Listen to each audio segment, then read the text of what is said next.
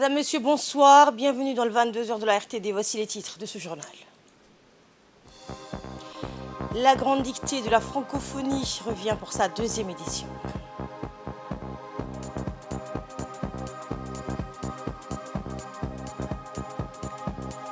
Et dans l'actualité internationale, l'ONU tient Israël pour responsable d'éventuels crimes de guerre à Gaza.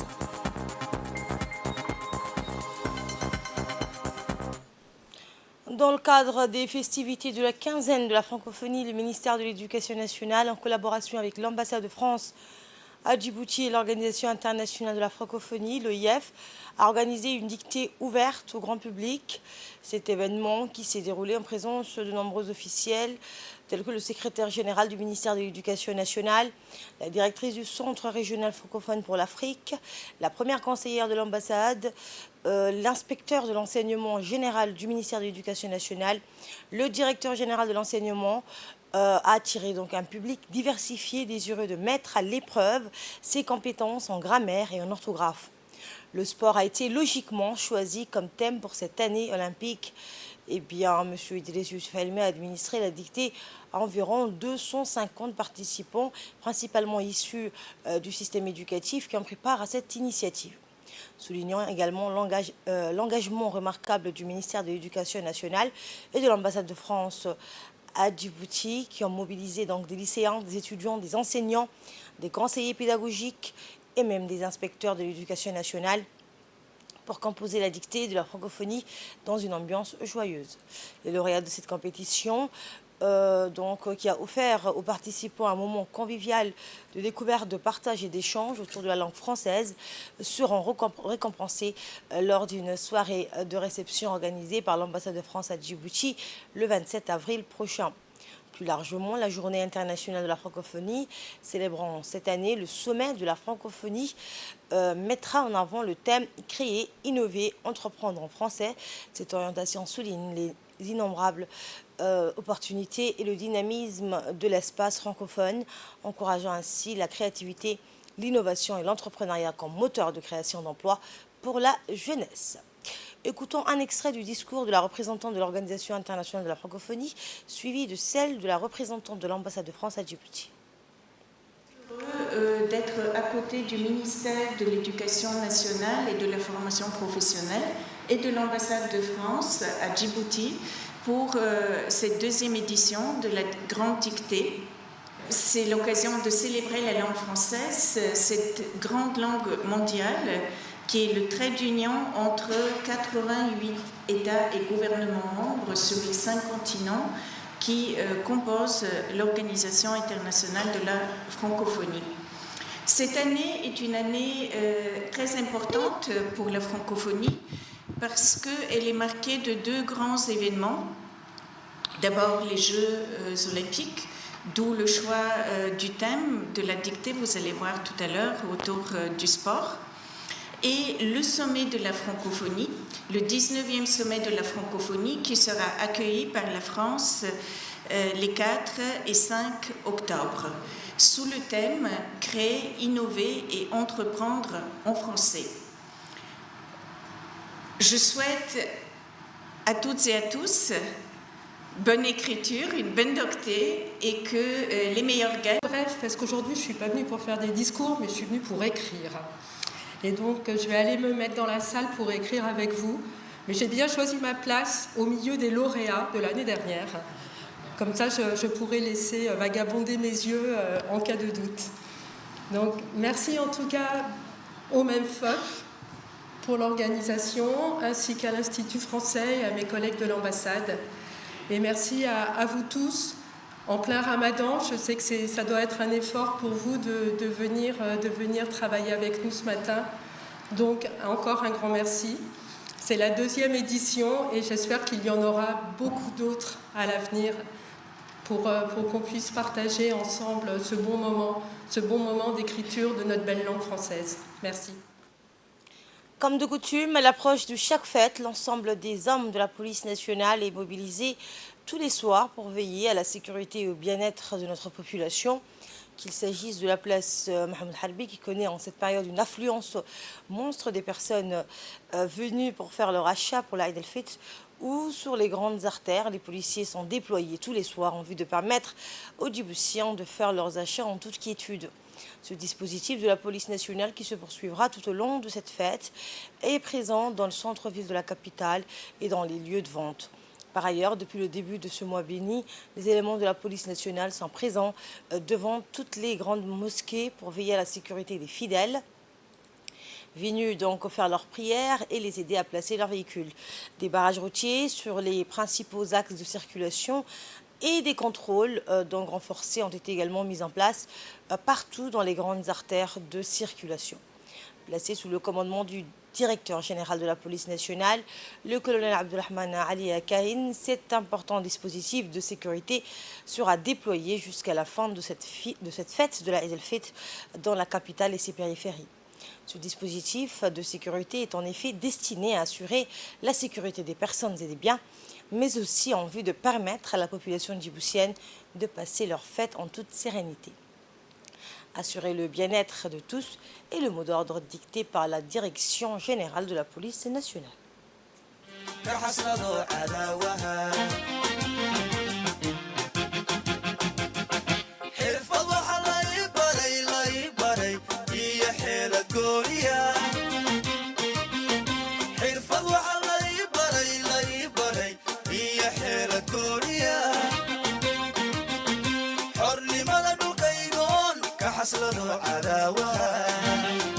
كحصلة عداوها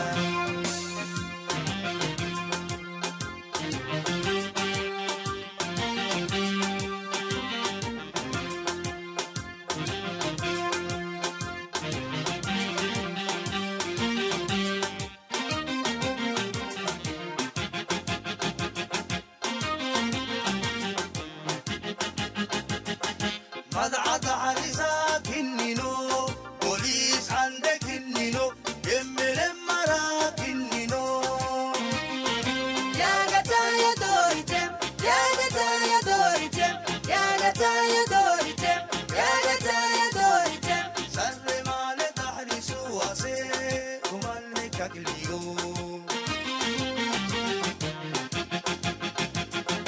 مضعض عريسك النينو بوليس عندك النينو يمل مراك النينو يا غتا يا دوريتم يا غتا يا دوريتم يا غتا يا دوريتم يا غتا يا دوريتم سر مال دحلي سواسي وملكك اليوم يكسو مزاريجي آريجي ويسن سري حقلتا يقصى مزاريجي آريجي ويسا سري حقلتا قبل ما نكوكلو سولكو باريلاو سولكو باريلاو يقصى مزاريجي آريجي ويسا سري حقلتا يقصى مزاريجي آريجي ويسا سري حقلتا قبل ما نكوكلو سولكو باريلاو سولكو باريلاو. Et notre équipe sur place a pu recueillir quelques réactions des éléments de la police nationale. En voici une. Alaikum, lieutenant Abdel Kedri, officier du groupe d'intervention. À l'approche de la Eid el-Fitr, la police est pleinement engagée pour assurer la sécurité de la population.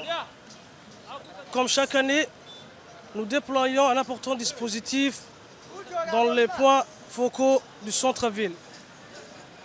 Qu'il s'agisse de disperser la foule ou d'éviter toutes sortes de délinquances afin de permettre nos citoyens de se préparer avec sérénité et paix pour cette festivité. Le directeur de la police nationale, colonel Abdulrahman Ali Kahin, nous a confié de veiller sur la sécurité de nos citoyens.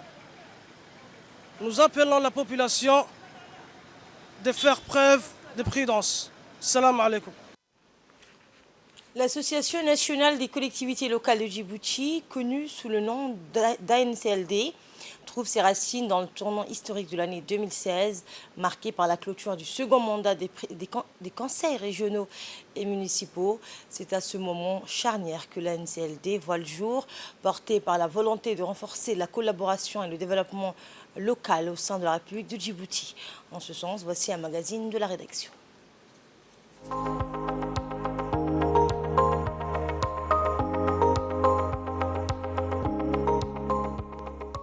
Créé dans le respect de la législation nationale, avec notamment la loi du 1er juillet 1901 et le décret du 16 août 1901, la NCLD s'inscrit dans une dynamique de solidarité et de concertation entre les collectivités territoriales du pays. Son émergence témoigne d'une volonté commune de promouvoir un développement harmonieux et durable à travers tout le territoire djiboutien. En réponse aux besoins croissants des collectivités territoriales et à l'évolution du paysage politique et administratif, l'Association nationale des collectivités locales de Djibouti s'affirme comme un acteur essentiel dans la promotion du bien-être des communautés locales. La NCLD a pour mission première d'établir des liens solides de solidarité entre les différentes collectivités territoriales de Djibouti. En favorisant la collaboration et l'entraide entre ces entités, elle crée un environnement propice à la coopération et à la résolution collective des défis locaux. Parallèlement, l'association s'engage à contribuer activement à l'amélioration des conditions de vie au niveau local. En identifiant les besoins prioritaires des communautés et en mettant en place des initiatives concrètes, elle œuvre à l'épanouissement des territoires et au renforcement du bien-être des populations. La NCLD étant l'Association nationale des collectivités locales de Djibouti. Alors, la NCLD a été créée en 2016, mais elle est effective depuis 2018. Alors, c'est une association fêtière qui a été créée sur la base de la loi 1901. C'est une association fêtière qui regroupe les 5 régions de l'intérieur du pays, plus les 3 communes de Djibouti et la mairie aussi. Elle a pour objectif, comme son nom laisse l'entendre, la promotion et les liens de la solidarité entre les régions, les communes et la mairie.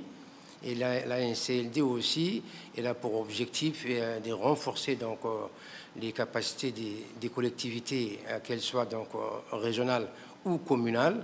Et à cet effet, depuis sa création, on a fait beaucoup d'activités, mais surtout, on a pu mettre en place des liens, des partenariats et de signer des conventions avec les différentes institutions de Djibouti. Ce sont des avantages qui permettent de faire avancer cette institution. Et tout ce que nous cherchons à travers la mise en place de ces institutions et de ces réseaux, c'est de pouvoir permettre aux collectivités de Djibouti, rappelons que quand même la décentralisation est naissante à Djibouti, et nous voulons jeter la base pour que les conseils régionaux, les conseils des communes, des régions et de la mairie puissent vraiment s'épanouir. Au cœur de l'action de la NCLD réside un engagement profond envers la société civile. En partenariat avec des organisations de renommée internationale telles que l'Union européenne ou encore l'Association internationale des maires francophones, la NCLD met en place des projets novateurs visant à encourager la participation citoyenne à la gouvernance et au développement local. Ces initiatives ambitieuses comprennent une série de programmes de renforcement des capacités destinés à habiliter les acteurs locaux à prendre part activement au processus décisionnel et à la mise en œuvre de projets locaux. Dans une perspective d'élargissement de ses horizons et de consolidation de ses partenariats internationaux, la NCLD a récemment franchi une nouvelle étape en signant le 11 octobre 2023 des accords de coopération décentralisés avec l'Association nationale des communes du Bénin. Ces accords visent à promouvoir le partage d'expériences et la dynamisation des 2 fêtières des communes du Bénin et de Djibouti. Bon, par rapport aux actions réalisées, nous avons réalisé beaucoup d'actions. Tout d'abord, le renforcement des capacités des élus locaux et des cadres territoriaux qui ont été réalisés. Ensuite, il y a aussi beaucoup de projets développement local qui sont portés par les associations en collaboration avec AIMF sur le financement de l'Union européenne. Beaucoup d'actions en matière de l'environnement, en matière de la jeunesse sont en cours de réalisation. Par exemple, je vais vous parler du cas de Andoli. Il y a une association Obuki qui réalise un projet d'électrification du village d'Andoli. Il y a l'association aussi Paris à Adailou, au niveau de la région de Tadjoura, qui travaillent sur la question de l'environnement. Et nous avons à Dikil l'association OCAR qui a réalisé un médiathèque, et à Samo aussi l'association d'appui aux producteurs agricoles. Donc par rapport à l'impact, déjà on constate que par rapport au projet d'électrification des villages, on voit la population locale qui sont très contents parce que ces projets leur permettent à la fois, même pour les enfants le soir, de réviser leurs cours, en même temps aussi pour les parents, ça leur donne un peu l'occasion de travailler, de valoriser leur production traditionnelle, par exemple, valoriser comment on appelle, l'artisanat, parce que le soir. Donc, au niveau d'Assamo, avec cet appui, on commence à avoir l'écho que les producteurs commencent à augmenter un peu leur rendement. Donc moi je pense que c'est une association qui joue un rôle très important dans le développement local et dans les régions. Les projets mis en place par l'Association nationale des collectivités locales ont un impact significatif sur les communautés locales à travers le pays. En renforçant les capacités des acteurs locaux et en favorisant la participation citoyenne, ces initiatives contribuent à dynamiser les collectivités et à améliorer leur résilience face aux défis socio-économiques. Du nord à Aldoli, au sud à Mouloud, en impliquant la société civile, ces projets ont été vitaux, visant à améliorer directement les conditions de vie des populations locales. Avant ces projets, nous vivions dans l'obscurité, ce qui limitait considérablement nos activités une fois la nuit tombée. Nos enfants étaient incapables d'étudier correctement et les tâches quotidiennes devenaient pénibles. Cependant, depuis que nous avons bénéficié de ces lumières, nos maisons ont des lumières. On a aussi des chargeurs pour nos téléphones. La lumière apportée par ces projets nous a ouvert de nouvelles opportunités. Et nos enfants peuvent maintenant poursuivre leur études dans des conditions plus propices. Avant, le manque de lumière entravait nos capacités à pratiquer nos métiers artisanaux après la tombée des jours. Enfin, nous tenons à exprimer notre profonde gratitude envers tous ceux qui ont exécuté ces projets avec succès. En somme, l'impact des projets de l'ANCLD dépasse largement les frontières des collectivités territoriales, contribuant ainsi de manière significative au développement durable et à l'amélioration du bien-être des populations djiboutiennes. Dans l'actualité également, la deuxième soirée de la 11e édition du concours national de Rassaïd a débuté ce week-end au Palais du Peuple. Et bien après son lancement un jour plus tôt sous le patronage de la ministre de la Jeunesse et de la Culture, Dr Hibo Moumen Assoui. La première soirée de cet événement a été marquée par la participation de 21 groupes représentant la richesse culturelle et la diversité des communautés qui composent notre nation. Lors de la deuxième soirée, 21 autres troupes s'affrontaient en total, un record jamais égalé de 42 troupes en lice dans ce concours, mettant en valeur les chants religieux traditionnels. Ce rassemblement culturel d'exception, organisé chaque année en fin du mois béni de Ramadan, a vu la présence du conseiller principal, Idriss Moussa Ahmed, de la directrice de la culture, Fadma Abirissé, et des hauts responsables du ministère de la Jeunesse et de la Culture, des représentants de la société civile et plusieurs dizaines de jeunes issus des CDC.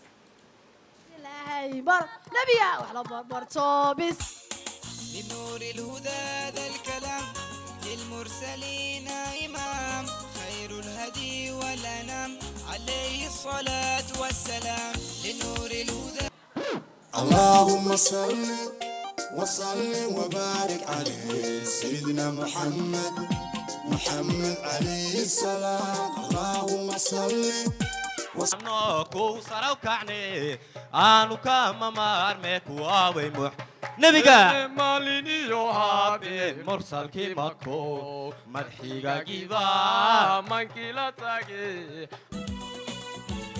ألف صلاة والسلام على خير خلق الله ألف صلاة والسلام ألف صلاة والسلام.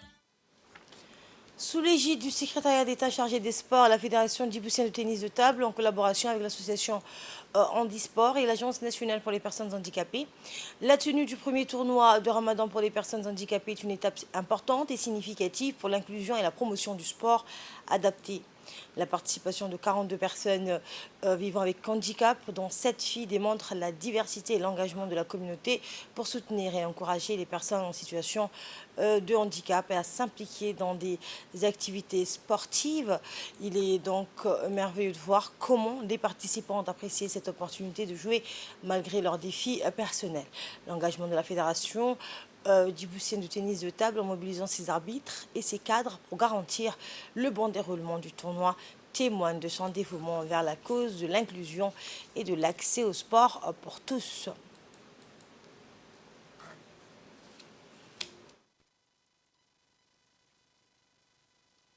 C'est un vrai succès et un réel plaisir aujourd'hui de voir s'affronter des personnes en situation de handicap, mais qui ont montré, de par leurs efforts, de par leur détermination, que le handicap en fait ne pouvait être une entrave en fait et un obstacle. Donc au nom de l'Agence nationale des personnes handicapées qui a sponsorisé, qui a accompagné, qui a financé, qui a soutenu les jeunes sportifs de tennis de table, au nom de cette agence, je voudrais réitérer mes vives félicitations d'abord à l'organisation, à la préparation, que ce soit du côté de la Fédération handisport, que ce soit du côté de la Fédération de tennis, la direction générale aussi du stade. Je voudrais aussi réitérer mes vives remerciements à l'ensemble des participants, que ce soit les jeunes, que ce soit les moins jeunes, que ce soit les personnes handicapées, ceux qui sont venus en soutien à cela. J'aimerais aussi ici passer un message au nom de la direction générale de la NPH, mais aussi au nom de l'agence, que le soutien pour les personnes handicapées, qu'il s'agisse de sport, fait partie aussi de l'inclusion à part entière des personnes handicapées dans la sphère sportive, Inch'Allah. Et cette première édition n'est que le début, Inch'Allah. Nous souhaitons mettre en œuvre cela, qu'il s'agisse de la Coupe du Ramadan ou dans d'autres circonstances, dans d'autres conditions, aussi dans d'autres contextes, d'autres formes de participation à des tournois pour inclure les personnes handicapées. Donc voilà, j'aimerais clore mes propos en disant Masha'Allah, Mabrouk, félicitations aux participants, félicitations aux vainqueurs. Écoutons à présent l'intervention du président de la Fédération djiboutienne de tennis de table. Sous l'égide du secrétariat d'État chargé au sport, la Fédération djiboutienne de tennis de table a organisé donc un tournoi qui était l'initiative de la Fédération handisport, dirigé par le dynamique Abdelrahman, le nouveau président, avec l'appui financier de l'Agence djiboutienne des personnes handicapées. Donc c'était une première tournoi à Djibouti. Et également, durant tous ces temps que les joueurs handisport ont entraîné, au début, ils ont fait un entraînement de 2 mois. Et après, pendant le ramadan, c'était le tournoi. Donc on a vu beaucoup de choses. On a vu des jeunes talents qui ont juste besoin de l'accompagnement, que ce soit de l'agence ou que ce soit du ministère du Sport. Donc nous, on est prêts à travailler donc à côté de la Fédération handisport pour qu'on puisse développer ensemble les personnes à besoins spéciaux.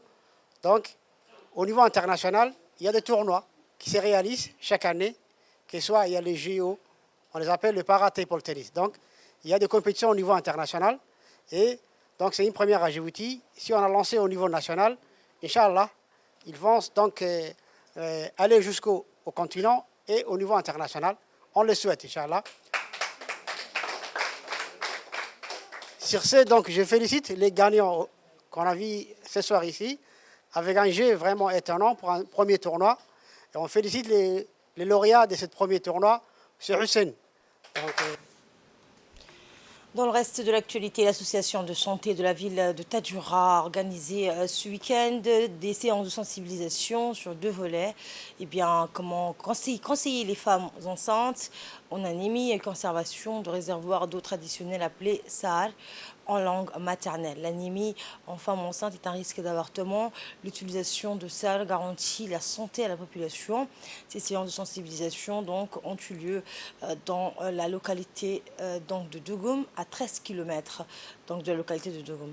L'équipe en charge n'était autre que la présidente de l'association, Mme Momena Abouha, dont la profession est sage-femme à l'hôpital de Tadjoura. Je vous le disais en titre, le Conseil des droits de l'homme des Nations Unies a adopté une résolution demandant qu'Israël soit tenu responsable d'éventuels crimes de guerre et crimes contre l'humanité de Gaza.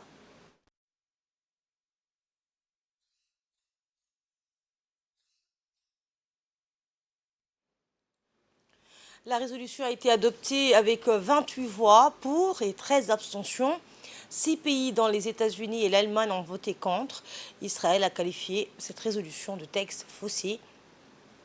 La résolution souligne qu'aucune violation du droit international humanitaire et des droits de l'homme ne doit rester sans sanction. Plus de 33 000 personnes ont été tuées et près de 76 000 autres blessées par les attaques israéliennes depuis octobre de l'année dernière. Et c'est ainsi que s'achève cette édition. Merci pour votre fidélité et bonne soirée à tous.